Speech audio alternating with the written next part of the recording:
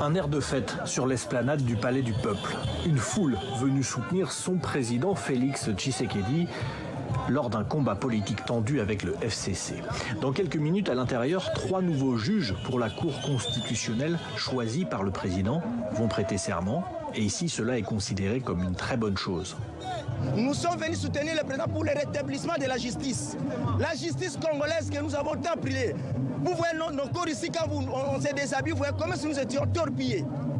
Pour les droits, les causes justes, c'est pour cette cause-là que nous voulons la justice que nous avons perdue hier.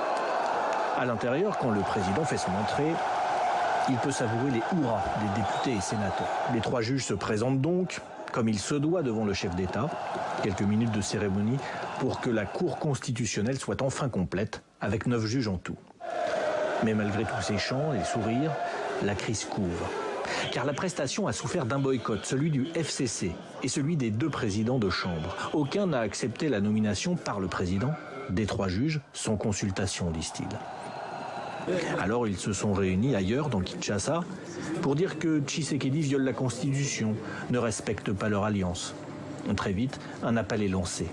Le FCC dénonce la violation intentionnelle du siège du Parlement et appelle la population qui a massivement voté par référendum la Constitution en vigueur de se tenir prête à résister et à s'opposer à toute tentative de passage en force.